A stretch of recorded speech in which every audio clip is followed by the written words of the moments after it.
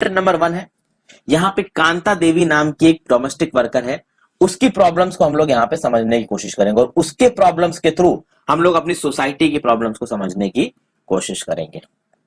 अब देखिए, on equality की अगर बात की जाए तो इंडिया एक डेमोक्रेसी है। डेमोक्रेसी का मतलब क्या होता है? एक सीधी सीधी भाषा में कहूं कि हम अपने लीडर्स को, अपने रूलर्स को खुद चुनते हैं।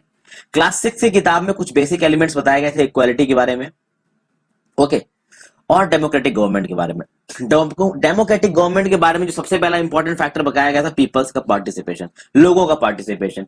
हम लोग ही हैं जो कि लोकसभा में जाके चुनावों में वोट डालते हैं। जब होते हैं ना भाई आपके लोकसभा के चुनाव, अभी मोदी जी प्राइम मिनिस्टर बन के बैठे हैं, उनकी पार्टी के पास, बीजेपी के पास कौन सी हाउस में सबसे ज्यादा सीटें हैं? लोकसभा में, लोअर हाउस में। तो उसके वोटिंग में आप लोग सीधे सीधे पार्टिसिपेट करते हैं। देखिए, हमारा इंडिया का जो पॉलिटिकल स्ट्रक्चर है थोड़ा सा कॉम्प्लेक्स है, पढ़ने में जब आपको पता चलेगा कि कुछ ऐसे रिप्रेजेंटेटिव्स हैं जो हमको सीधे चुनते हैं और कुछ ऐसे रिप्रेजेंटेटिव्स होते हैं जिनको हम चुनते हैं और फिर उन रिप्रेजेंटेटिव्स को वो रिप्रेजेंटेटिव चुनते हैं जिनको हमने चुना है। उसी तरीके से अगर आप स्टेट के अंदर स्टेट लेजिस्लेटिव असेंबली की बात कर लो, यानी कि मान लीजिए उत्तर प्रदेश में आप स्टेट लेजिस्लेटिव असेंबली के अगर चुनाव हो रहे हैं तो उनके लिए उत्तर प्रदेश के लोग वोट डालेंगे, ठीक है। तो ये दो तरीके के डायरेक्ट चुनाव के मैंने आपको एग्जांपल्स दिए। वैसे तो म्युनिसिपल बॉडीज के भी इलेक्शन होते हैं, पंचायत के भी इलेक्शन होते हैं, उस पर नहीं जाते। तो डेमोक्रेटिक गवर्नमेंट का सबसे पहला सिद्धांत है भाई लोग उसमें पार्टिसिपेट करेंगे। दूसरा सिद्धांत है रेजोल्यूशन ऑफ कॉन्फ्लिक्ट। अगर आपकी कोई प्रॉब्लम है तो उस प्रॉब्लम को रिजॉल्व करने के लिए आपके पास कुछ मैकेनिज्म्स मौजूद हैं। वो मैकेनिज्म्स आपका जुडिशरी हो सकता है और चीजें भी हो सकती हैं। इक्वालिटी, सबके बीच में बराबरी होगी और जस्टिस, आपको न्याय मिलेगा। इक्वालिटी इज अ वेरी की फीचर ऑफ डेमोक्रेसी। डेमोक्रेसी का एक बहुत इंपॉर्टेंट फैक्टर है इक्वालिटी, और इक्वालिटी से रिलेटेड ही हम लोग इस चैप्टर में बात करने वाले हैं। इक्वालिटी हमारी डेमोक्रेसी के लिए क्यों जरूरी है और कैसे इंडिया में हर कोई इक्वल है भी और नहीं भी। यहां पे हम इस चीज को समझेंगे कांता की स्टोरी से। तो कांता, जैसा कि मैंने आपको शुरू में बताया था, एक डोमेस्टिक वर्कर है। डोमेस्टिक मतलब वो घर घर में जाके लोगों के कुछ काम करती हैं और अपने घर का पालन पोषण करती हैं। अब इलेक्शन का दिन है, इलेक्शन के दिन सब लोग वोट डालने आते हैं। तो कांता और कांता की दोस्त सुजाता, वो दोनों लोग वोट डालने गए। सुजाता कुमारी भी एक डोमेस्टिक वर्कर यहाँ पे दे रखा है। तो ये दोनों लोग वोट डालने गए हुए हैं और कांता देखिए सुजाता से कह रही है, कांता है और ये सुजाता से बोल रही है कि सुजा देखो, हम लोग सब लोग सिटीजन्स के, हमारी कंट्री के इक्वल सिटीजन्स की तरह वोट दे सकते हैं। यानी कि जब वोटिंग की बात आती है और जो लोग हमारे ऊपर राज करने वाले हैं, राज तो नहीं कहना चाहिए, जो लोग को हम चुन रहे हैं, जो हमारे रिप्रेजेंटेटिव है, जो 5 साल तक नियम कानून बनाएंगे और देश को चलाएंगे, उनको आज हम चुन सकते हैं। और उस चुनाव में हम लोग बराबर हैं। यानी कि मेरे जो एम्प्लॉयर है, जिनके यहाँ मैं काम करती हूँ, जैन साहब, वो भी हमारी तरह लाइन में खड़े हुए हैं। यानी कि यहाँ पे जैन साहब और मैं बराबर हो गए। ऐसा एक सेकंड के लिए कांता को लगा और कांता ने सुजाता को बोला, सुजाता ने बोला हाँ भाई बिल्कुल सही बात है। फिर जब कांता का नंबर आया तो सुजाता ने कांता से बोला जाओ भाई वोट डाल के आओ। कांता ने जाके उस कैंडिडेट को वोट डाला जिसने इस बात का वादा किया है कि भाई पाइप वाटर कांता जहां पे रहती है वहां पे आएगा, क्योंकि कांता जिस जगह पे रहती है वहां पे पाइप वाटर उतनी आसानी से अवेलेबल नहीं है। अब देखिए वोट पे कितने तरीके के लोग खड़े हैं वोटिंग लाइन में। अब्दुल रहमान ये आर्टिसन है, शबनम बानो ये हाउसवाइफ है, ग्रेसी लेलांग ये कंसल्टेंट है, इसाक लेलांग ये गवर्नमेंट के ऑफिसर है, रुखसाना मिर्जा मीडिया पर्सन है, योगराज है ये भाई कुछ नहीं करते, अशोक जैन ये इंडस्ट्रियलिस्ट है। सब लोग खड़े हुए हैं लाइन में वोट देने के लिए। यानी कि जब वोटिंग करने हम लोग जाते हैं वहां पे कोई रिच की क्लास या ऐसा कुछ भी नहीं चलता। यूनिवर्सल एडेड फ्रेंचाइज का कंसेप्ट है। यूनिवर्सल एडेड फ्रेंचाइज के बारे में 6 क्लास की सोशल एंड इकोनॉमिक लाइफ वाली, सोशल एंड पॉलिटिकल लाइफ वाली किताब में बताया गया। उसके बाद जब वोट दे लिया तो भाई जैन साहब गाड़ी में बैठ गए और उन्होंने कांता से बोला कि चलिए कांता मैं आपसे बाद में मिलूंगा। कांता ने बोला हाँ जी नमस्ते साहब। फिर कांता घर वापस जा रही है और सुजाता से बोल रही है कि मेरी बेटी जो गुड़िया है उसको आज हॉस्पिटल लेके जाना है, उसको बुखार आ रहा है, तो बुखार के लिए हॉस्पिटल ले जाने से पहले मैं साहिब जैन साहिब के घर पे जाऊंगी और उनसे कुछ एडवांस मांगूंगी, कुछ पैसा मिलेगा, क्योंकि दवाइयां ववाइयों में खर्चा होगा तो पैसा होना चाहिए हाथ में। कांता घर आती है, वो जाके अपनी बेटी को कुछ पीने के लिए चाय वगैरह देती है और उससे कहती है कि शाम तक मैं वापस आ जाऊंगी, फिर हम लोग हॉस्पिटल चलेंगे। ओके। जब कांता बाहर निकलती है तो वो अपने घर के आसपास देखती है, वो एक स्लम में रहती है और स्लम में हर जगह कचरा फैला हुआ है, लोग बिल्कुल पास पास में दब के रह रहे हैं, ठीक है, किसी भी तरीके की हाइजीन नहीं है। तो उस चक्कर में कांता सोचती है कि मेरी बेटी तो बीमार होगी ही, अक्सर कर बीमार होती रहती है। क्यों? क्योंकि वो जहां पे रह रहे हैं वो जगह साफ नहीं है, वहां गंदगी भरी पड़ी है। फिर कांता भाई जैन साहब के घर में पहुंचती है, जैन साहब की वाइफ बोल रही है कि आप लोग कोने में ठीक से पोंछा लगाइए, जो नॉर्मली हाउसमेट से हम लोग बोलते हैं। फिर कांता ने मैडम से बोला होगा कि मुझे थोड़ा एडवांस दे दीजिए, मैडम ने एडवांस दे दिया, कहा बट इसकी हैबिट मत डालो, समय पे पैसे लिया करो। कांता ने बोला ठीक है मैडम। उस शाम को कांता अपनी बेटी को लेके हॉस्पिटल पहुंची। अब उसकी बेटी बीमार है, देखिए कैसे उसके कंधे पे चिपट के लेटी हुई, और वो अपनी बेटी को समझा रही बेटा कुछ नहीं, थोड़ी देर में पहुंच रहे हैं। और इस समय कांता के दिमाग में ख्याल आता है कि भाई जो जैन साहब हैं और जो जैन मैडम है जो उनकी वाइफ है, सुबह यही कांता लाइन में खड़े होकर सोच रही थी कि देखो हम लोग इस देश के बराबर के नागरिक हैं, मैं वोट देने के लिए लाइन में खड़ी हूं और मेरे जो एम्प्लॉयर है जैन साहब जिनके यहाँ मैं नौकरी करता हूं, जो मुझे पगार देते हैं, वो भी लाइन में खड़े हैं। लेकिन यहाँ पे जब वो अपनी बच्ची को लाइन में लेके खड़ी तो वो सोच रही है कि वोट देने के लिए सब लाइन में खड़े हैं, ठीक है, but they never have to do with their children and sick. यानी कि जब जैन साहब लाइन में खड़े थे, तो जब वोट दे रहे थे तो वो उसी लाइन में खड़े थे जिस लाइन में कांता खड़ी है। लेकिन जब अपने बच्चों का इलाज करने की बारी आएगी तो जैन साहब को लाइन में नहीं खड़ा होना पड़ेगा और मुझे यहाँ पे अपनी बच्ची का इलाज कराने के लिए लाइन में खड़ा होना पड़ रहा है। तो यहाँ पे कुछ क्वेश्चंस उठ रहे हैं कांता के दिमाग में। Do you think Kanta has enough reason to doubt whether she is really equal? List 3 reasons from the story above that might make her feel like this. यानी कि क्या कांता के पास ये वजह है कि वो इस बात पे डाउट करे, इस बात पे संदेह दिखाए कि भाई वो इक्वल नहीं है इस सोसाइटी में, वो इस इक्वल नहीं है इस कंट्री में जहां पे वो रह रही है। सुबह सुबह तो उसको लगा था कि वो इक्वल है जब वोटिंग की लाइन में उसके एम्प्लॉयर जैन साहब साथ में खड़े थे, लेकिन यहाँ पे जब वो बेटी को लेके इंतजार कर रही है अपने नंबर का, तब उसको अपनी इक्वालिटी पे डाउट हो रहा है। तो क्या उसका ये डाउट होना सही है? देखते हैं यहाँ पर। देखिए, सबसे पहली बात है इक्वल राइट टू वोट की। स्टोरी किससे शुरू हुई कि कांता वोट देने के लिए लाइन में खड़ी है। ओके, अब आप उन सारे लोगों को देखिए जो उसके साथ लाइन में खड़े हुए थे। Kanta recognises her employer Ashok Jain and Chhote Lal, her neighbour in a democratic country. यानी कि कांता ने देखा कि भाई जो उनके एम्प्लॉयर हैं जैन साहब, वो भी उसकी तरह वोट देने के लिए लाइन में खड़े हैं, उसका जो पड़ोसी छोटे लाल वो भी उसकी तरह वोट देने के लिए लाइन में खड़ा हुआ है।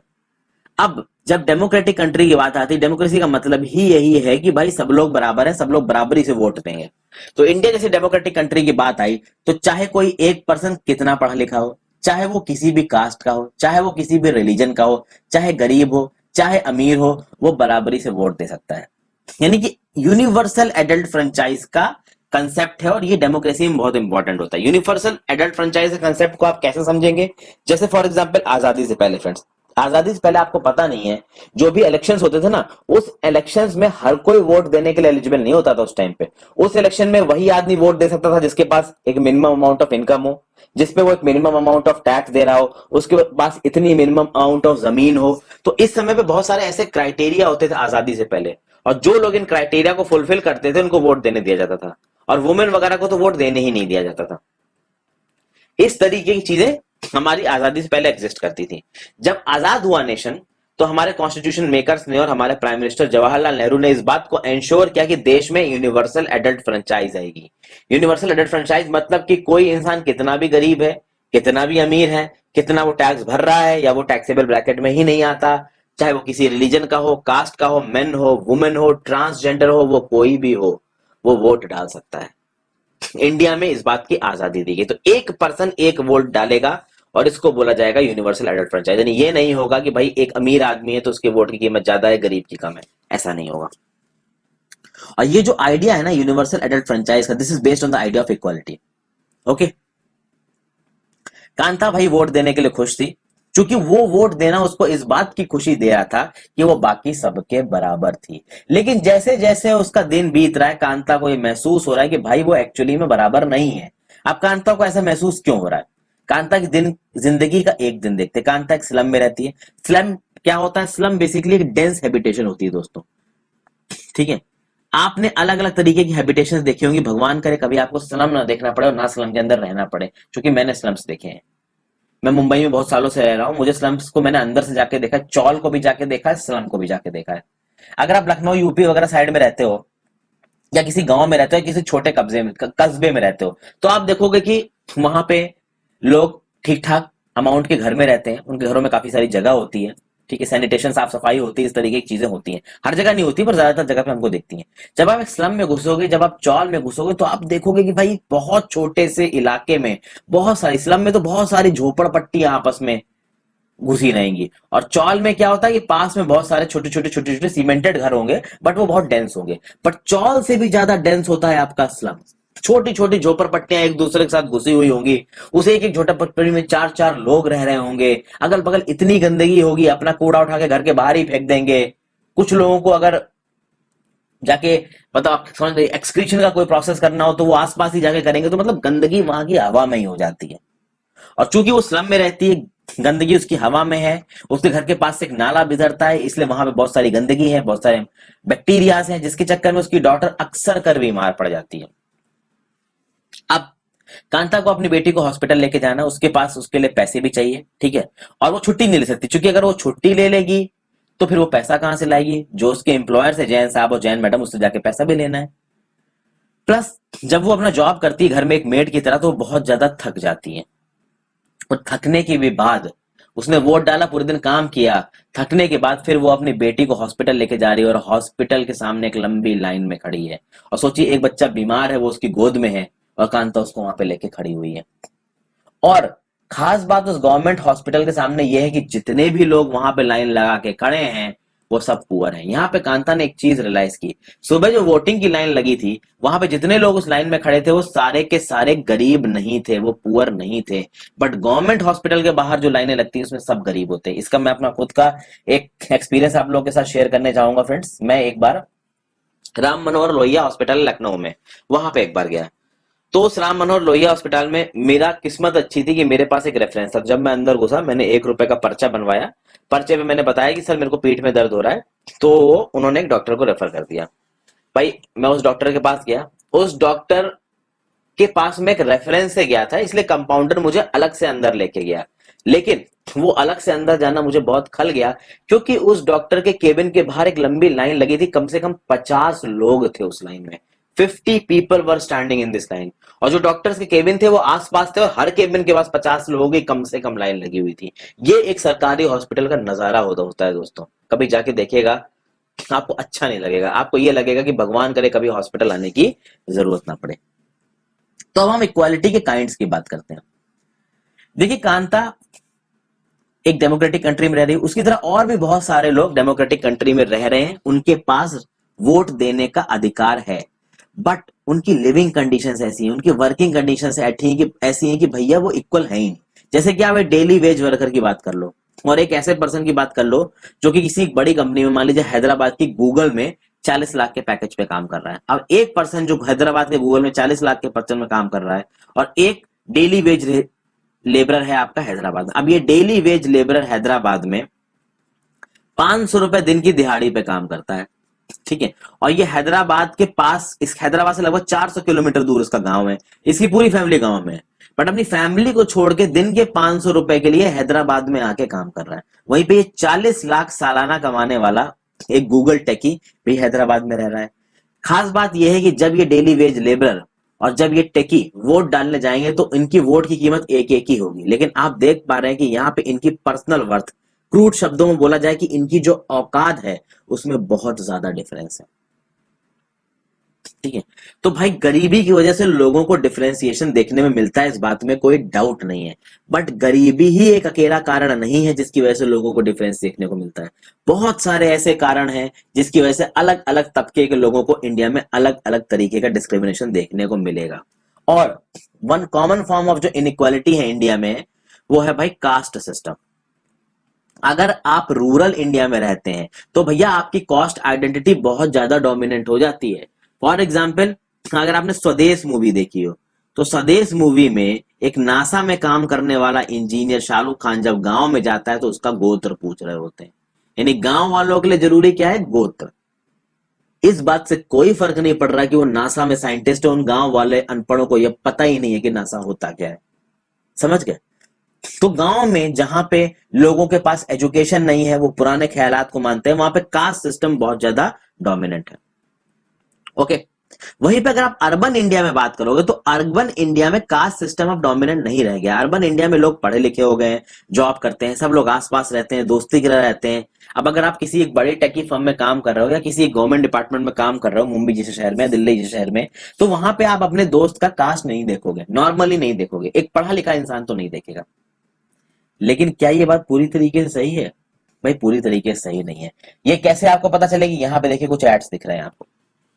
क्या एड दिख रहे हैं कि alliance invited for a 32 5 feet 4 inch fair beautiful girl working in IT company Mumbai.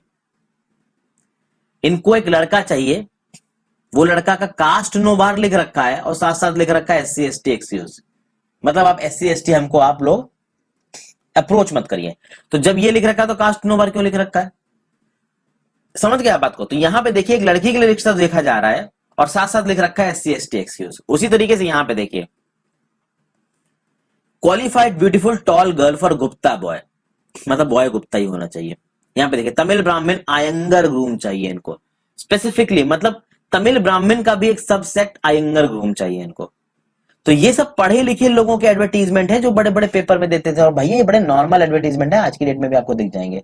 तो ये एजुकेटेड क्लास के लोग हैं, पर एजुकेटेड क्लास के लोग अगर इस तरीके के एडवर्टीजमेंट्स दे रहे हैं शादी के रिस्पेक्ट में बड़े न्यूज़पेपर्स में, तो आप समझ सकते हैं कि एजुकेटेड क्लास के लोगों का भी माइंडसेट आज की डेट में भी कैसा है। कहने का मतलब है कि ये आज की डेट में भी कास्ट सिस्टम को फॉलो कर रहे हैं। अब यहां पे एक स्टोरी देखते हैं दलित के बच्चे की। ये स्टोरी सुनकर थोड़ा सा दिल पसीज जाता है, ठीक है, बट इस स्टोरी से बहुत कुछ सीखने को मिलेगा, और खासकर उन लोगों को सीखने को मिलेगा जो कि अपर क्लास के हैं। एक दलित बच्चा था, ठीक है, एक स्टोरी क्लास 6 की किताब में भी है, उसको आप अलग करिए। तो उस क्लास 6 की किताब की स्टोरी से पता चलता है कि दलित शब्द का मतलब होता है सो कॉल्ड लोअर कास्ट, ठीक है। सो कॉल्ड लोअर कास्ट कहेंगे, लोअर कास्ट क्यों नहीं कहेंगे? क्योंकि हम कौन होते हैं भाई ये डिसाइड करने वाले कि कौन सी कास्ट नीचे है कौन सी कास्ट ऊपर है? सबको तो भगवान ने बनाया है, या जो लोग भगवान को नहीं मानते हैं सबको किसी सुपर नेचुरल पावर ने बनाया है। एक ऐसी पावर है जिसको किसी ने भी नहीं देखा है। तो भाई इन लोअर कास्ट जो कि डिक्लेयर कर रखा भाई अपर कास्ट के लोगों ने कि लोअर कास्ट है, तो सो कॉल्ड लोअर कास्ट, ये एक्चुअली में होनी नहीं चाहिए, बट चूंकि इस तरीके के डिस्क्रिमिनेशन सोसाइटी में एग्जिस्टेंट है तो इनको दलित नाम दिया गया। दलित का मतलब होता है ब्रोकन। लोअर कास्ट को बताने के लिए, रिप्रेजेंट करने के लिए इसका इस्तेमाल किया जाता है। ये वर्ड वैसे अच्छा है नहीं। अब यहां पे एक स्टोरी है, एक आपके राइटर हैं ओम प्रकाश वाल्मीकि, ये 1950 से 2000 के पीरियड में एक्टिव थे। ये एक फेमस दलित राइटर है। इन्होंने अपनी खुद की एक ऑटोबायोग्राफी लिखी जिसका नाम है जूठन। इन्होंने बड़ा मार्मिक दृश्य बचाया जब ये स्कूल में थे। स्कूल में जब ये होते थे तो ये क्लास में दूसरों से अलग बैठते थे, और वो भी जमीन पे बैठते थे। क्लास में बैठने के लिए मैट्स हुआ करती थी, पर जहां पे ये बैठते थे वहां मैट्स खत्म हो जाया करती थी। अगर मैट पे जगह भी हो तो भी इनको मैट पे नहीं बैठाया जाएगा, दूर बैठाया जाएगा दूसरों से, दूसरों के पीछे बैठाया जाएगा, दरवाजे के किनारे बैठाया जाएगा। कभी कभी इनके साथ के बच्चे, इनके टीचर्स इनको मारते थे बिना किसी वजह के। जब ये क्लास 4th में थे तो एक किस्सा है कि इनके स्कूल के हेडमास्टर ने ओम प्रकाश से कहा कि तुम बाहर निकल जाओ और जाके ग्राउंड पे झाड़ू लगाओ। और ग्राउंड इतना बड़ा था, और बच्चा 4th क्लास का बच्चा कितना बड़ा होता है आप खुद सोच लीजिए। 4th क्लास का बच्चा ज्यादा ज्यादा 9 साल का होगा, ठीक है, 9-10 साल का होगा। तो इस 9-10 साल के बच्चे से उन्होंने पूरे ग्राउंड में झाड़ू लगवाई। वो छोटा सा बच्चा पूरे ग्राउंड में झाड़ू लगाते लगाते थक गया, उसका पूरा चेहरा गंदगी से भर गया, ठीक है, गंदगी उसके मुंह में चली गई। और जब वो ये झाड़ू लगा रहा था तब बच्चे क्लास के अंदर पढ़ रहे थे और वो झाड़ू लगा रहा था। हेडमास्टर अपने रूम में बैठ के ये सब कुछ होता हुआ देख रहा था। एक्चुअली वही वो ये काम करवा रहा था। उसको पीने तक के लिए पानी भी नहीं दिया, पूरे दिन बैठ के उसने झाड़ू लगाया। स्कूल पे जो दरवाजे थे, विंडोज थे क्लासेस के, उनको साफ किया। और ये सब कुछ सारे टीचर्स की आंखों के सामने, सारे बच्चों की आंखों के सामने हो रहा था। और ये एक दिन नहीं कई दिनों तक होता रहा। एक दिन से इसी बच्चे के पापा स्कूल के पास से निकल गए और उन्होंने देखा कि उसका बच्चा झाड़ू लगा रहा है। ऑब्वियस सी बात है किसी भी बाप को गुस्सा आ जाएगा। उसने टीचर्स को कन्फ्रंट किया और फिर ओम प्रकाश का हाथ पकड़ के उसको वहां से लेके चले गए चिल्लाते हुए कि तुम टीचर हो और तुम टीचर हो के ऐसा कर रहे हो। मैं अपने बच्चे को यहां से लेके जा रहा हूं, पर यह याद रखना कि वो यही स्कूल में पढ़ेगा और ऐसे बहुत से बच्चे यही स्कूल में पढ़ेंगे। इस स्टोरी को देख के फ्रेंड्स आपको क्या लगता है, क्या ये स्टोरी सही थी? किसने ठेका दिया उस हेडमास्टर को या बाकी बच्चों को कि इस छोटे बच्चों को परेशान किया जाए? कौन थे ये, धर्म के ठेकेदार या कास्ट के ठेकेदार? और कहां से इनको ये अथॉरिटी मिली ये करने की? ठीक है, कहते हैं ना कि जो पुराने जमाने में, अब मैं किसी को कुछ नहीं कहना चाहूंगा, मैं खुद ही एक ब्राह्मण हूं, पर जो चीज गलत है भाई वो गलत है, ठीक है, उसको आप सही नहीं बोल सकते।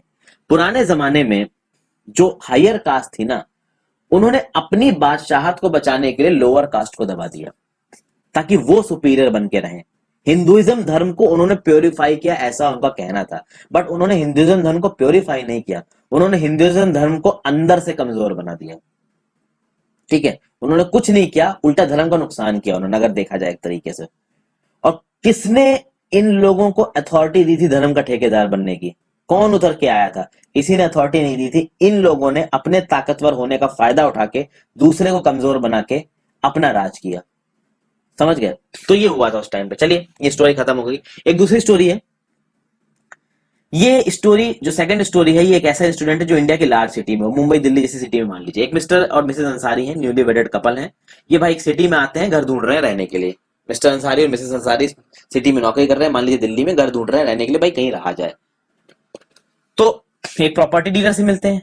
प्रॉपर्टी डीलर उनको कुछ अपार्टमेंट दिखाता है कि भाई ये लोग रेंट पे अवेलेबल है। जब वो पहले अपार्टमेंट में जाते हैं, मिस्टर और मिसेस अंसारी को वो अपार्टमेंट बहुत अच्छा लगता है, वो बोलते हैं हम इसको लेंगे। जैसे इस अपार्टमेंट की मालकिन को उनका नाम पता चलता है कि भाई ये तो मुस्लिम्स हैं, वो एक्सक्यूज बना देती है। वो कहती है कि भाई यहाँ पे इस बिल्डिंग में लोग नॉन वेजिटेरियन नहीं खाते, हम केवल वेजिटेरियन को कमरा देते हैं। वहीं पे ये मालूम पड़ता है कि भाई बगल के घर से तो भैया फिश बनने की, मछली बनने की खुशबू आ रही है। तो भाई मिस्टर और मिसेस अंसारी को बड़ा अजीब लगता है, उस प्रॉपर्टी डीलर को भी बड़ा अजीब लगता है कि भाई ये क्या बात हो गई, आप मना कैसे कर रहे हैं। तो सीधी सीधी बात ये थी फ्रेंड्स कि उनके रिलीजन के दम पे उनको घर नहीं दिया गया।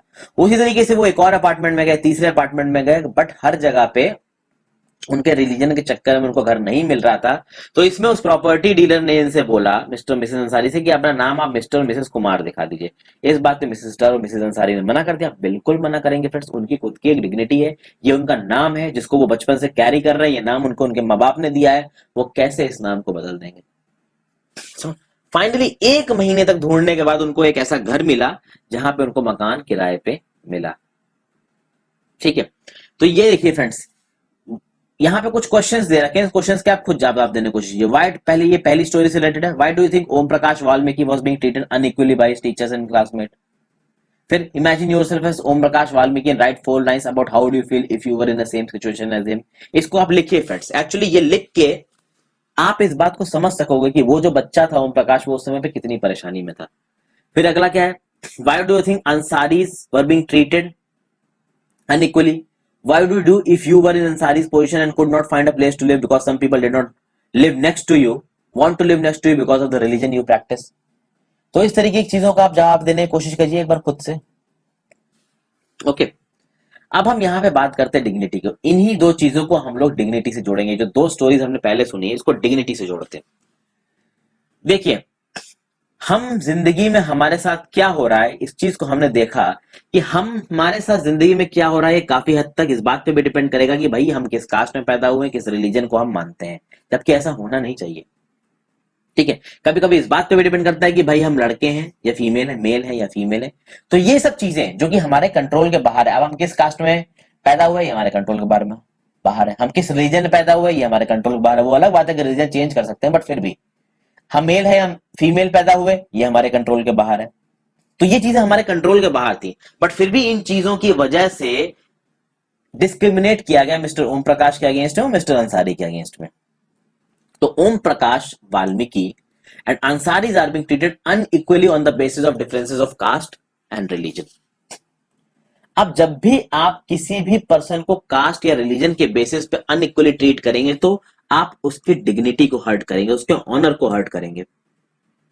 तो dignity of Om Prakash and mister Ansari, दोनों की डिग्निटीज वायलेट हुई थी क्योंकि उनको सही तरीके से ट्रीट नहीं किया गया था। ओम प्रकाश वाल्मीकि की स्कूलमेट्स और टीचरों ने उसके साथ बदतमीजी की, उसकी डिग्निटी को नुकसान पहुंचाया। और चूंकि ओम प्रकाश वाल्मीकि बहुत छोटा था तो वो सिचुएशन को उतनी सही से टैकल नहीं कर पाया। लेकिन जब उसका पिता वहां पे आया, जब उसने देखा कि उसके बच्चे के साथ ऐसा हो रहा, तो उसके पिता को गुस्सा आया, उसने कन्फ्रंट किया टीचर्स को और अपने बच्चे को वहां से लेके चला गया बोल के, जो कि सही था। ये उसके पिता की डिग्निटी थी, उसने अपनी डिग्निटी को मेंटेन करने की कोशिश की, भले ही साथ के लोगों ने उसकी डिग्निटी को मेंटेन नहीं होने दिया। वहीं पर अंसारी की बात की, अंसारी को कोई घर नहीं दे रहा था तो प्रॉपर्टी डीलर ने बोला कि भैया आप मिस्टर और मिसेस कुमार नाम रख लो, जिससे उन्होंने मना कर दिया। ठीक है, बिल्कुल सही मना किया, क्योंकि मिस्टर अंसारी और मिसेस अंसारी की भी अपनी खुद की एक सेल्फ रिस्पेक्ट है, एक डिग्निटी है। अगर वो मिस्टर और मिसेस कुमार बन जाते तो वो तो अपनी आइडेंटिटी छोड़ देते, अपनी डिग्निटी छोड़ देते, जो कि नहीं छोड़नी चाहिए। तो क्या ओम प्रकाश जी और अंसारी के साथ ऐसा होना चाहिए था? बिल्कुल नहीं होना चाहिए था। उनको वही रिस्पेक्ट और डिग्निटी मिलनी चाहिए जो इस कॉन्स्टिट्यूशन ने सबको दे रखी है। अब देखिए, ये एक मूवी का फिल्म है फ्रेंड्स, आप देख सकते हैं यहाँ पे एक बच्चा, ये तो बहुत ही फेमस सीन है अमिताभ बच्चन की मूवी का है, मूवी का नाम बताइए कमेंट्स में। तो ये बच्चा यहाँ पे छोटा अमिताभ बच्चन है जो जूते पॉलिश कर रहा है। जब ये जूते पॉलिश कर लेता है तो ये पैसा फेंक देते हैं नीचे इसके पास, ये खड़े होकर बोलता है कि पैसा हाथ में दो, और ये पैसा इसके हाथ में देते हैं। ये 1975 की मूवी है दीवार।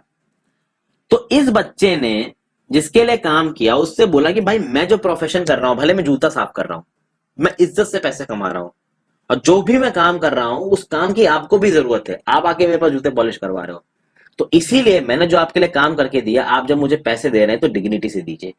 तो इस बच्चे ने अपने लिए डिग्निटी मांगी। उसी तरीके से ओम प्रकाश वाल्मीकि के फादर ने डिग्निटी की बात की, अंसारी ने भी डिग्निटी की बात की। तो dignity is a very important component of equality. अगर इंडियन डेमोक्रेसी में डिग्निटी की बात की जाए, इक्वालिटी की बात की जाए, तो भारत का संविधान हर पर्सन को, हर नागरिक को बराबर मानता है। यानी कि इंडिया में जितने भी इंडिविजुअल्स हैं, चाहे मेल हो चाहे फीमेल हो, किसी भी कास्ट के, रिलीजन के, ट्राइब के, चाहे कितने पढ़े लिखे हो या अनपढ़ हो, चाहे बहुत ज्यादा अमीर हो या गरीब हो, उन सबको इक्वल माना जाएगा। ओके, लेकिन इसका मतलब ये नहीं है कि इंडिया में इक्वालिटी पूरी तरीके से आ गई और कोई अनइक्वल है ही नहीं। भाई बहुत सारे लोग बहुत तरीके से अनइक्वल है, लेकिन फिर भी हमारे संविधान ने equality for all equality for all person के सिद्धांत को रिकॉग्नाइज किया है। यानी कि the constitution of India recognises the principle of equality of all person, ये लिखा हुआ है हमारे संविधान में। बट चूंकि बहुत सारी इनइक्वालिटी है हमारे देश में, उसकी वजह से प्रैक्टिकल टर्म्स में देखा जाए तो सब बराबर नहीं हो पाते। पार्लियामेंट की अगर बात करें तो parliament is the cornerstone of democracy and we are represented in it through our elected representatives. और इस पार्लियामेंट के जब इलेक्शन हो रहे थे तब हम लोग वोट देने जाते हैं, जैसे कांता उस समय वोट देने गई थी। ओके, अच्छा आगे बात करें तो देखिए, कंटिन्यू करते हैं। While earlier no law existed to protect people from discrimination and ill treatment, now there are several that work to see that people are treated with dignity and equal। आजादी से पहले तो भाई ऐसा कोई लॉ नहीं था कि भाई डिग्निटी और इक्वालिटी को इंश्योर करने के लिए, बट आजादी के बाद बहुत सारे ऐसे लॉज आए, और जो इंडिया में कॉन्स्टिट्यूशंस हैं, फंडामेंटल राइट्स को इंसर्ट किया गया। अगर आप देखोगे article 12 to 35 of the Indian constitution talks about fundamental rights, और ये फंडामेंटल राइट्स इक्वालिटी को बहुत हद तक इंश्योर करते हैं। इसमें आर्टिकल 15 बहुत इंपॉर्टेंट है, आर्टिकल 17 बहुत इंपॉर्टेंट है, एबोलिशन ऑफ अनटचेबिलिटी। इन सब के बारे में मैं धीरे धीरे बात करूंगा, यहां बात नहीं करूंगा क्योंकि यहां पे हम किसी और कंटेक्स्ट में बात कर रहे हैं। अब उसमें मैं आर्टिकल घुसेड़ के बीच में बताने लगूं तो वो सही नहीं होगा। ओके, तो देखिए, रिकॉग्निशन ऑफ इक्वालिटी ये हमारे कॉन्स्टिट्यूशन में लिखा हुआ है। कॉन्स्टिट्यूशन क्या बोलता है कि every person is equal before the law. भाई कानून के सामने हर पर्सन बराबर है, यानी कि चाहे वो देश का प्रेसिडेंट हो, राष्ट्रपति हो, और चाहे वो कांता हो जो कि किसी ऑर्डिनरी घर में डोमेस्टिक वर्कर की तरह काम कर रही है, मेड की तरह काम कर रही है, वो they are both subject to the same laws. दोनों पे एक ही किस्म के लॉज अप्लाई होंगे, अलग अलग लॉज अप्लाई नहीं होंगे। और किसी भी पर्सन के अगेंस्ट उनके धर्म, उनकी रेस, उनकी जाति, उनके प्लेस ऑफ बर्थ, उनके सेक्स, यानी कि वो मेल है या फीमेल है, इस बेसिस पे डिस्क्रिमिनेशन नहीं किया जा सकता। तीसरी चीज हमारा संविधान क्या बोलता है कि भैया जितने भी पब्लिक प्लेसेस हैं, अभी पब्लिक की डेफिनेशन क्या है मैं आपको बताऊंगा। पब्लिक की डेफिनेशन आप गवर्नमेंट समझ लीजिए, ठीक है। तो जितने भी पब्लिक प्लेसेस हैं, उन पब्लिक प्लेसेस के पास सबका एक्सेस होगा, किसी का एक्सेस रोका नहीं जा सकता है। जैसे प्लेग्राउंड्स है, होटल्स हो गए, शॉप्स हो गए, मार्केट्स हो गए, यहाँ पे हर कोई जा सकता है। यानी यहाँ पे आप इकोनॉमिक स्टेटस के हिसाब से सेग्रीगेशन नहीं कर सकते कि आप नहीं जाओगे, आप नहीं जाओगे। अब ऑब्वियस सी बात है फ्रेंड्स, यहाँ पे पब्लिक प्लेसेस की बात कर रहा हूं मैं, प्राइवेट प्लेसेस की बात नहीं कर रहा हूं। मान लीजिए कोई एक प्राइवेट स्कूल है और उसकी एक प्रॉपर्टी है, उसका प्लेग्राउंड, तो आप ये नहीं बोल सकते हो कि भाई ये प्लेग्राउंड है, मैं आऊंगा यहाँ पे। अगर वो प्राइवेट किसी एंटिटी की प्रॉपर्टी है तो आप नहीं जा सकते। अगर पब्लिक प्रॉपर्टी है, गवर्नमेंट की प्रॉपर्टी है, तो आप जा सकते हो। अब गवर्नमेंट की प्रॉपर्टी क्या क्या होती है, आप कुछ सोचिए भाई कि गवर्नमेंट की क्या क्या तरीके की ऐसी प्रॉपर्टीज हो सकती है जहां पे जाने से मना नहीं किया जा सकता। आगे देखते हैं, धीरे धीरे ये क्या प्रॉपर्टीज है सब कुछ आपके सामने आते जाएंगी। जो लोग होते हैं अलग अलग तरीके की चीजों का इस्तेमाल करते हैं। सड़कें हैं दोस्तों, सड़कों पे तो सब चलते हैं, ठीक है, क्या सड़कों पे किसी से ये पूछा जाता है कि भैया तुम्हारा इकोनॉमिक स्टेटस क्या है, तुम यहाँ कैसे आ गए? ठीक है, क्या बेदिंग घाट्स में नहाते वक्त आपसे ये पूछा जाता है कि आप यहाँ कैसे आ गए? क्या पब्लिकली अवेलेबल वेल्स में आपको रोका जा सकता है? नहीं रोका जा सकता है। कॉन्स्टिट्यूशन ऑफ इंडिया ने इस बात को इंश्योर किया कि आपको नहीं रोका जाएगा। फिर untouchability has been abolished. Article 17 of the Indian constitution ने अनटचेबिलिटी को अबॉलिश कर दिया। पहले के समय पे क्या होता था फ्रेंड्स कि अनटचेबल्स की बहुत हालत खराब थी, उनको कोई छूता नहीं था, दूर से अगर उनको कोई देख लेता था तो नहाने चला जाता था, इस हद तक उनके खिलाफ डिस्क्रिमिनेशन था, पर उसको अब लॉ से बैन कर दिया गया है। तो इस तरीके की चीजें सरकार ने करी हैं। आर्टिकल 15, 16, 17, 14 इन सबको धीरे धीरे कॉन्स्टिट्यूशन में देखेंगे। वैसे तो मैं पढ़ा चुका हूं, मैं एक बार और कॉन्स्टिट्यूशन इंडियन पॉलिटी लक्ष्मीकांत की वीडियोस बनाऊंगा, वहां पे और डिटेल में डिस्कस करूंगा। ठीक है, तो वो दो तरीके जिसमें गवर्नमेंट ने इक्वालिटी के प्रिंसिपल को गारंटी किया है। पहला तो यह कि उन्होंने नियम बना रखे, कानून बना रखे हैं इक्वालिटी के प्रिंसिपल को गारंटी करने के लिए। दूसरा, रेगुलरली बहुत सारे गवर्नमेंट प्रोग्राम्स और गवर्नमेंट स्कीम्स चलती हैं ताकि डिसएडवांटेज कम्युनिटीज की मदद की जाए। जैसे फॉर एग्जांपल इंटरनेशनल लेवल पे सस्टेनेबल डेवलपमेंट गोल चलते हैं। पहले क्या चलते थे? मिनिमम मिलेनियम डेवलपमेंट गोल चलते थे। मिलेनियम डेवलपमेंट गोल कब से कब तक वैलिड थे? 2000 से 2015 तक। जब ये मिलेनियम डेवलपमेंट गोल्स खत्म हुए तो क्या शुरू हुआ? सस्टेनेबल डेवलपमेंट गोल 2015 से 2030 तक। अभी की डेट में सस्टेनेबल डेवलपमेंट गोल चल रहा है, और सस्टेनेबल डेवलपमेंट गोल का गोल 2 है जीरो हंगर। भाई कोई भी भूखा नहीं रहेगा। तो अगर कोई भी भूखा नहीं रहेगा, अगर ये सस्टेनेबल डेवलपमेंट गोल का गोल है, तो इसके लिए भारत सरकार यहाँ बहुत सारे नियम उठाती है, कदम उठाती है, जिससे कोई भूखा ना रहे। तो भाई खाने में सब्सिडी दी जाएगी। खाने में सब्सिडी कैसे दी जाएगी? पब्लिक डिस्ट्रीब्यूशन सिस्टम में आपका एक कार्ड बनेगा, राशन कार्ड बनेगा। आप जिस कैटेगरी को भी बिलोंग करते हो, मान लीजिए आप इकोनॉमिकली वीकर सेक्शंस को बिलोंग करते हो, लो इनकम ग्रुप को बिलोंग करते हो, तो उस हिसाब से आपको राशन का कोटा अलॉट किया जाएगा। आप रेगुलरली जाके उस पीडीएस की दुकान से, जो कि स्टेट गवर्नमेंट की दुकान होती है, अपने राशन का कोटा उठा सकते हो। तो इस तरीके की बहुत सारी स्कीम्स चलाती है गवर्नमेंट। एक स्कीम गवर्नमेंट चलाई है मिड डे मील की, जहां पे बच्चों को खाना दिया जाता है, उसके बारे में भी हम आगे बात करेंगे। तो बहुत अलग अलग तरीके के लॉज और बहुत अलग अलग तरीके की स्कीम गवर्नमेंट ने चला रखी है, ताकि जो डिसएडवांटेज कम्युनिटीज हैं, जो गरीब कम्युनिटीज हैं, उनको सहारा मिल सके। ओके, एक ऐसा स्टेप जैसा कि मैंने पहले ही बताया, मिड डे मील स्कीम में। अब मिड डे मील स्कीम को पहली बार इंट्रोड्यूस किया गया था तमिलनाडु में, और 2001 में तमिलनाडु में इंप्लीमेंटेशन के बाद सुप्रीम कोर्ट ने सारे स्टेट गवर्नमेंट से बोला कि ये प्रोग्राम भैया आप अपने स्कूलों के अंदर 6 महीने में लागू करो। और ये मिड डे मील स्कीम क्या कहता है? This refers to the programme introduced in all government elementary schools to provide children with cooked lunch. यानी कि जितने भी गवर्नमेंट के एलिमेंट्री स्कूल्स हैं, वहां पे जो बच्चे पढ़ने आते हैं, उन बच्चे को फ्री कुक्ड लंच दिया जाएगा। और ये लंच काफी अच्छी क्वालिटी का होता है, इसमें दूध वगैरह सब कुछ होता है। ठीक है, तो ये बहुत अच्छा इनिशिएटिव है, और इस इनिशिएटिव के बहुत सारे पॉजिटिव इफेक्ट्स रहे हैं। सबसे पहला पॉजिटिव इफेक्ट तो यही, जिन बच्चों को खाने को नहीं मिल रहा था, वो बेचारे खाने के बहाने स्कूल में जाने लगे कि भाई लंच मिलेगा गरम गरम, और इसी बहाने वो पढ़ने भी लगे। तो जब आप पढ़ेंगे तो आपके ह्यूमन रिसोर्स बढ़ेंगे। जब आप एक पढ़ाई के माहौल में पहुंचेंगे, तब आपको देखेगा कि भाई दुनिया में कुछ और भी है करने को, एक मौका मिलेगा उनको आगे बढ़ने का। ओके, तो देखा गया कि भाई जो बहुत सारे गरीब बच्चों का जो इनरोलमेंट रेट था स्कूल में, इनरोलमेंट रेट था स्कूल में, वो बढ़ गया। फिर क्या होता था पहले, जब इस मिड डे मील स्कीम को लागू नहीं किया गया था, तो बच्चे सुबह आते थे पढ़ने के लिए, लंच के समय घर लंच करने चले जाते थे और घर से लौट के ही नहीं आते थे। अब क्या हो गया कि जब लंच का इंतजाम स्कूल में कर दिया गया, तो बहुत सारे बच्चे तो लंच ही करने स्कूल आ रहे थे, और जो बच्चे पढ़ने आते थे अब उनको वापस घर जाने की जरूरत नहीं है। जब वापस घर जाने की जरूरत नहीं है, लंच उनको स्कूल में मिल रहा है, तो जो उनकी अटेंडेंस है स्कूल में वो भी बढ़ रही है। ओके, फिर जो माएँ थी, जो घर पे काम करती थी, पहले वो इसी टेंशन में रहती थी बच्चे को खाना खिलाना, बच्चा स्कूल से आ रहा होगा, इस तरीके की टेंशन उनके दिमाग में रहती थी। अब माएँ सुबह ही टेंशन फ्री हो जाती हैं कि भाई बच्चे को खाना तो स्कूल में ही मिल जाएगा, हम अपने काम करते रहते हैं। और फिर जब सारे बच्चे एक जगह बैठ के खा रहे हैं, तो वहीं पे हायर क्लास के बच्चे पढ़ रहे हैं, वहीं पे तो सो कॉल्ड लोअर क्लास के बच्चे भी पढ़ रहे हैं। तो जब सारे बच्चे एक साथ बैठ के खाएंगे, सब एक दूसरे के दोस्त बनेंगे, तो ये जो कास्ट प्रेजुडाइसेस है, जो रिलीजियस प्रेजुडाइसेस है, ये खत्म होंगे, और ये ओवरऑल इंडियन सोसाइटी की इक्वालिटी को बढ़ाएगा, इक्वालिटी और यूनिटी को बढ़ाएगा। फिर जब ये खाना बनता है, तो उस खाने को बनाने के लिए बहुत सारे दलित वुमेन्स को एम्प्लॉयमेंट मिलता है, इसकी वजह से भी कास्ट डिस्टिंक्शंस हैं वो कम होते हैं।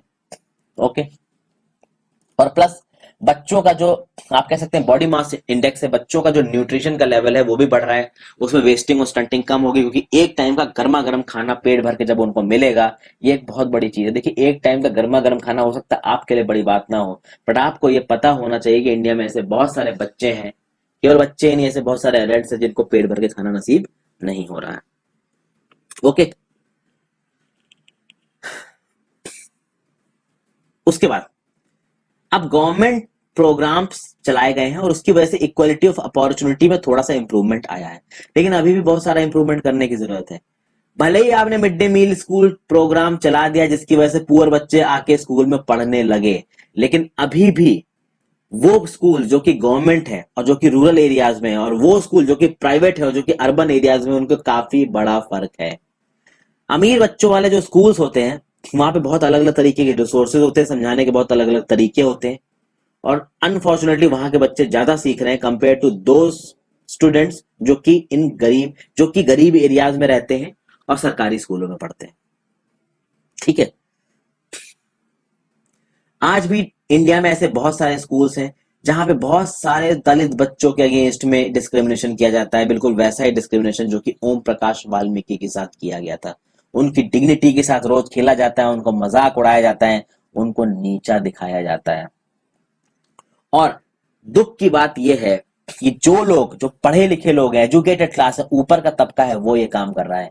यानी कि वो ऊपर का तबका इस बात को जानने के बावजूद कि लॉ ने इस चीज को मना कर रखा है तब भी ये कर रहा है। बट फ्रेंड्स, अब हमको ऐसा नहीं कहना चाहिए, क्योंकि धीरे धीरे चीजें सुधर रही हैं। अर्बन एरियाज में तो देखिए चीजें सुधरी हैं, रूरल एरियाज में अभी पूरी तरीके से नहीं सुधरी हैं। लोगों के एटीट्यूड को बदलने में प्रॉब्लम लगती है। एक प्रॉब्लम यह है कि आज भी ये चीज एटीट्यूड एग्जिस्ट करती है।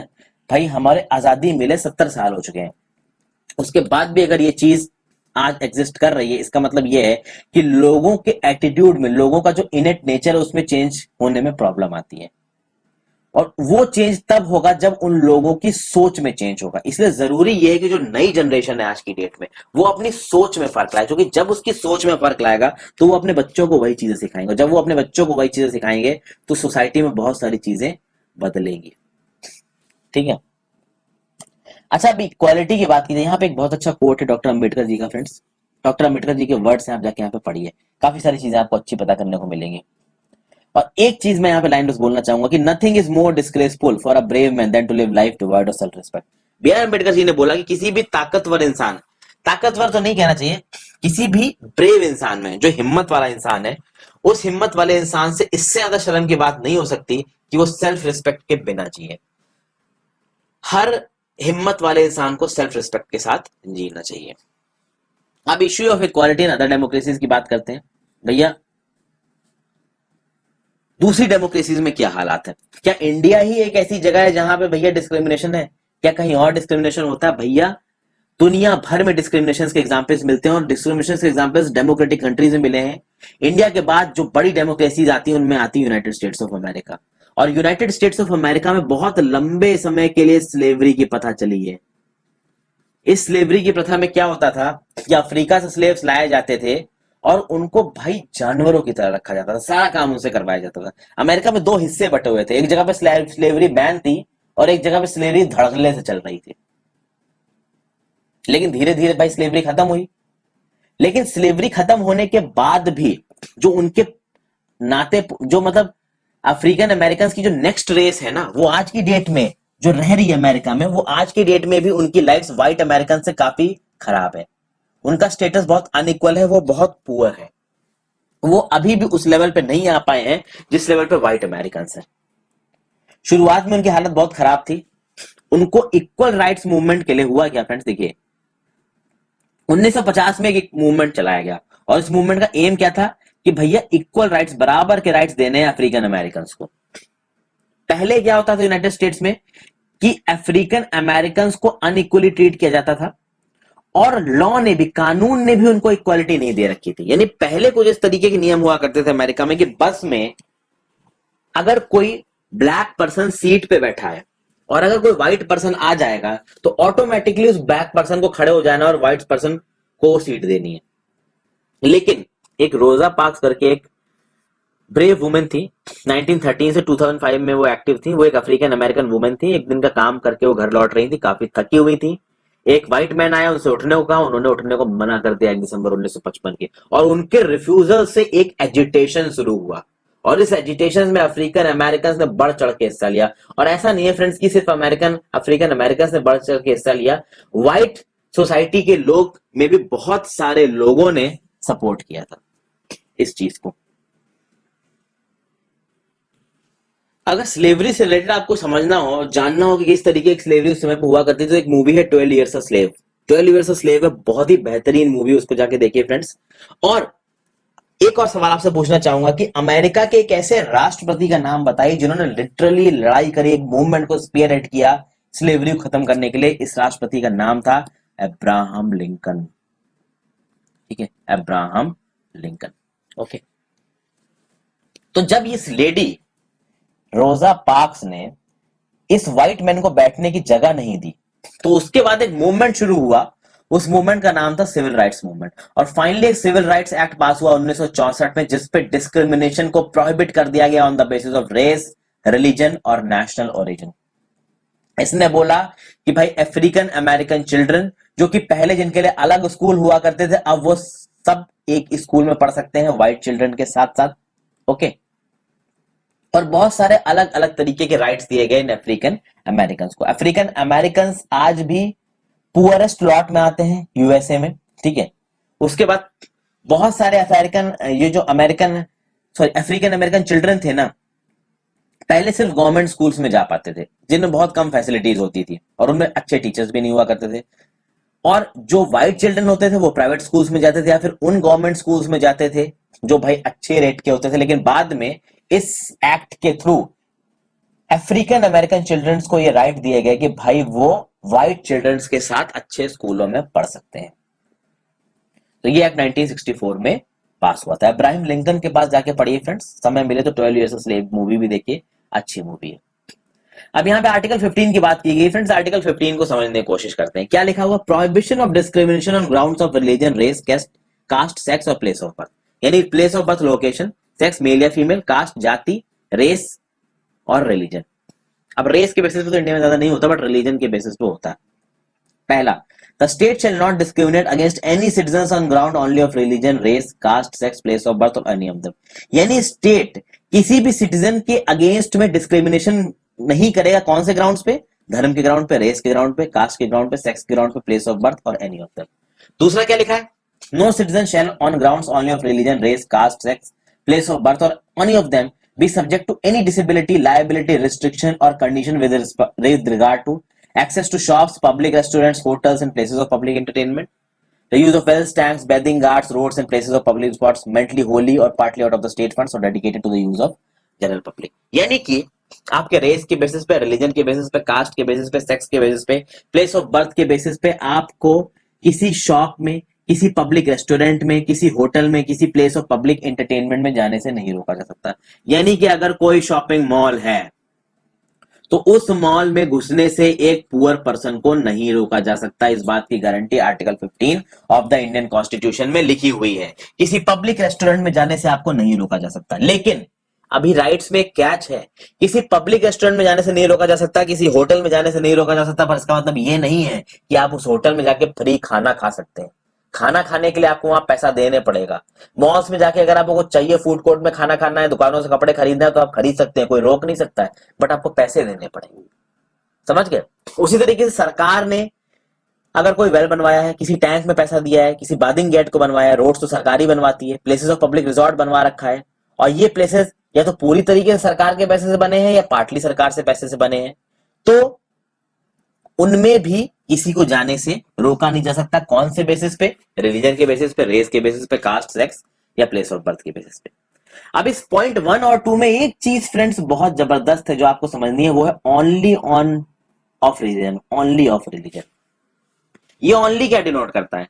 ये ओनली ये डिनोट करता है कि स्टेट आपके अगेंस्ट डिस्क्रिमिनेट नहीं कर सकता ओनली ऑन रिलीजन, यानी केवल रिलीजन, रेस, कास्ट, सेक्स या प्लेस ऑफ बर्थ के बेसिस पे आपके अगेंस्ट डिस्क्रिमिनेट नहीं कर सकता, बट बाकी चीजों के बेसिस पे आपको डिस्क्रिमिनेट कर सकता है फ्रेंड्स। वो बाकी चीजों के बेसिस पे आपको वो डिस्क्रिमिनेट कर सकता है।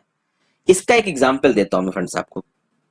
जैसे कि मान लीजिए कि मध्य प्रदेश गवर्नमेंट ने कोई नौकरी निकाली, ठीक है, ध्यान दीजिए, मध्य प्रदेश गवर्नमेंट ने कोई नौकरी निकाली और उस मध्य प्रदेश गवर्नमेंट ने अपने स्टेट में उस नौकरी की एलिजिबिलिटी के लिए जो अपर एज लिमिट रखी, वो रखी 32 साल।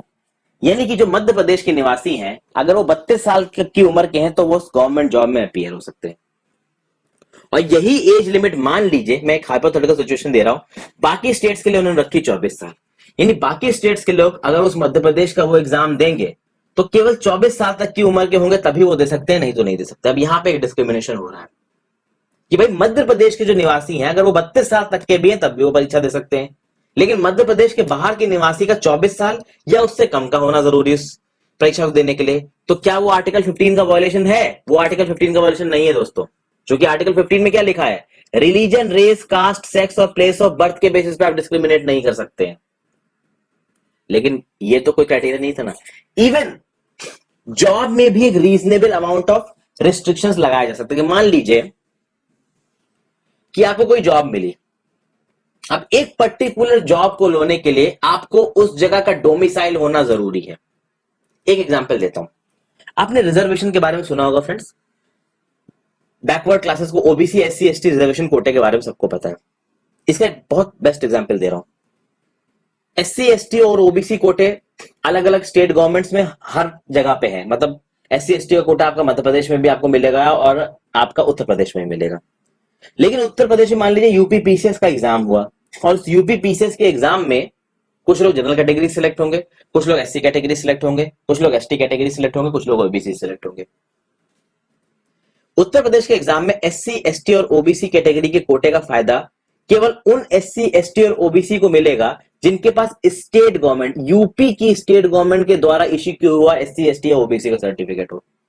अगर कोई मध्य प्रदेश स्टेट के एससी, एसटी या ओबीसी कोटे का सर्टिफिकेट रखता है लेकिन वो यूपी के यूपी पीसीएस के एग्जाम में परीक्षा देता है तो वो जनरल कैटेगरी में काउंट होगा, वो एससी, एसटी, ओबीसी नहीं काउंट होगा। और ये प्रोविजन आर्टिकल 15 के वॉल्यूशन में नहीं है। आई होप आपको समझ में आ गया होगा कि यहां पे मैं कैसे इस ओनली वर्ड को समझाने की कोशिश कर रहा हूं।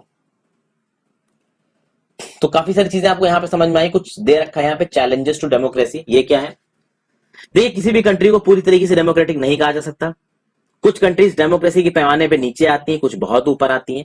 और रेगुलरली कुछ ऐसे लोग हैं, सोशल वॉलंटियर्स हैं, जो हमेशा डेमोक्रेसी के आइडिया को और अच्छा करने की कोशिश कर रहे हैं।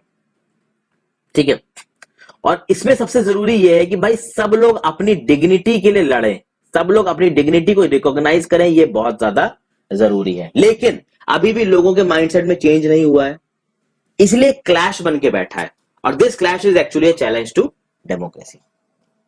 ओके, तो धीरे धीरे जैसे जैसे हम इस चैप्टर में आगे बढ़ेंगे आपको और चीजें पता चलेंगी इक्वालिटी के बारे में, और बहुत से फैसेट्स पता चलेंगे, क्या क्या प्रॉब्लम्स है, सोशल प्रॉब्लम्स क्या है हमारी सोसाइटी में, इनके बारे में पता चलेगा।